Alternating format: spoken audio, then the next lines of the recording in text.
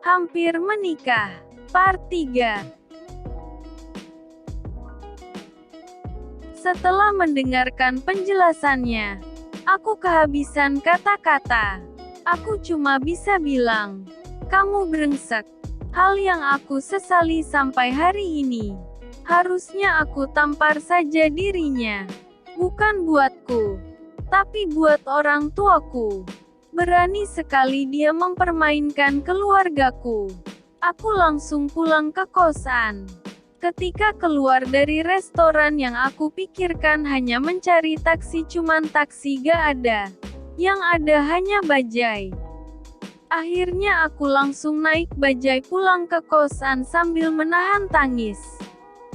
Sampai di kosan, untungnya ada temanku di kamar. Aku langsung menangis sejadi-jadinya. Setumpah-tumpahnya. Sakit sekali dikhianati oleh orang yang paling kita yakini dan percayai tidak akan pernah mengkhianati kita. Malam itu aku tidak bisa tidur. Sempat kepikiran aku ingin menulis email ke Rizka. Aku tahu alamat email Rizka karena aku lihat di akun pacarku. Aku ingin bilang jangan rusak hubungan kami. Kami sudah hampir menikah. Orang tuanya sudah melamarku. Dan yang pasti aku sangat mencintainya. Namun aku urungkan. Bagaimana jika dia menertawaiku? Bagaimana jika dia malah mengejekku karena tidak mampu menjaga kekasihku? Malam itu aku lewati dengan sakit yang amat sangat di hulu hati. Besoknya aku masuk kerja. Dengan mata bengkak karena menangis semalaman.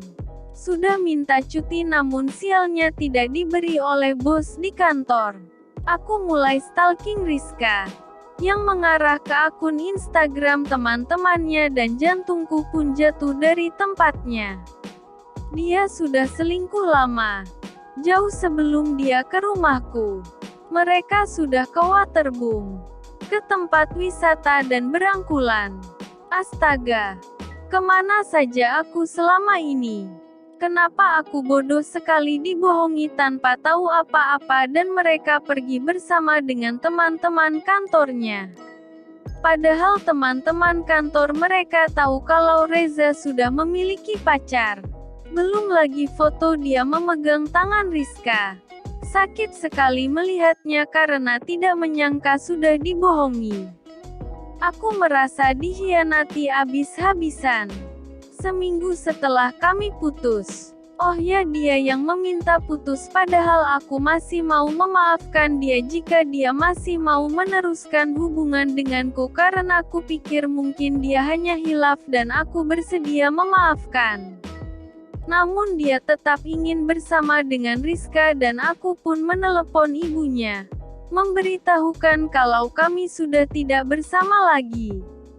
Ibunya tidak terima. Tidak bisa mbak. Calon mantu ibu hanya Mbak Mimi saja. Nanti ibu yang ngomong ke Reza. Kata ibunya saat itu. Kemudian saatnya memberitahu orang tuaku. Ini hal yang paling berat.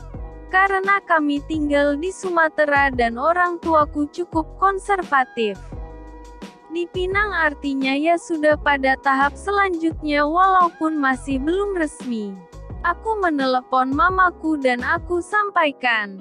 Ma, Mimi sudah putus sama Reza. Loh, kenapa nak? Mamaku terdengar kaget suaranya. Reza selingkuh ma. Ada wanita lain. Ya Allah nak. Kasihan sekali kamu nak. Aku masih ingat suara mamaku saat itu. Sedih sekali rasanya. Ya sudah ma, mau ngasih tahu itu saja. Mimi kerja dulu ma. Aku tutup teleponnya. Belakangan aku tahu dari kakak sepupu yang tinggal di rumahku. Mamaku menangis setelah menutup telepon dariku. Beliau sedih anaknya bisa diputusin setelah dilamar di depan mereka. Mama dan nenekku sempat menelepon ibu mantanku. Menanyakan kenapa seperti ini akhirnya. Ibu mantanku meminta maaf karena tidak bisa mengontrol Reza. Ya iyalah. Namanya juga seorang pria dewasa yang sedang dimabuk asmara. Jelas posisiku tidak beruntung. Aku memang tidak lebih menarik dibanding Rizka. Aku tidak tahu make up. Dan juga hubungan kami yang sudah cukup lama mungkin menimbulkan kebosanan dari sisi Reza. Dia memang benar-benar sudah dimabuk asmara. Seminggu setelah kami putus, dia sudah berani posting fotonya berdua dengan Rizka jalan-jalan outbound ke sungai dan berpegangan tangan. Padahal di media sosialnya ada teman dan adikku. Dia benar-benar tidak menjaga perasaanku dan juga perasaan keluargaku. Sampai saat ini, aku tidak pernah bertemu lagi dengannya. Dia sudah menikah pada tahun 2016 atau 2017. Aku tidak begitu ingat. Dia menikah dengan Rizka dan mengundang teman-teman kuliah kami. Teman yang mengetahui betapa lengketnya hubungan kami saat itu.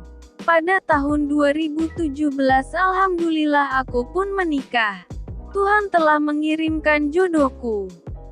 Alhamdulillah sekarang aku sudah dikaruniai seorang putri cantik berumur 2 tahun yang sangat lucu dan menggemaskan.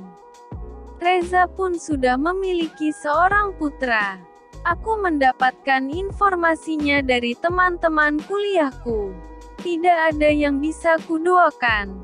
Tidak ada yang bisa kuucap. Tetap aku hanya manusia biasa yang rapuh hatinya. Alasan aku menulis cerita ini adalah karena beberapa bulan belakangan aku sering memimpikannya Reza, ibunya, dan Rizka, dengan wajah yang berbeda. Namun wajah Reza dan ibunya sangat jelas. Aku tidak tahu apakah karena di alam bawah sadarku aku masih belum bisa memaafkan Reza, atau aku masih sakit hati kepadanya, atau malah karena aku masih mengingat dengan jelas setiap kisah kami yang begitu manis sehingga masih tersimpan di sudut ruang hatiku. Yang jelas sekarang aku mencintai suami dan anakku.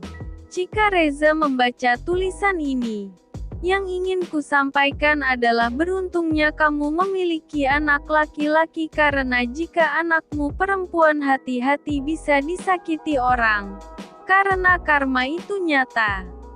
Untuk Rizka, aku gak tahu apakah kamu bisa benar-benar bahagia setelah menghancurkan beberapa hati. Entahlah.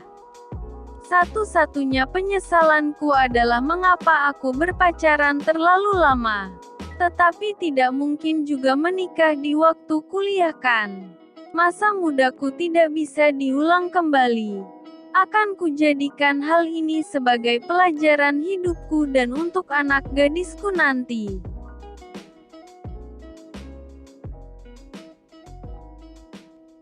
The End.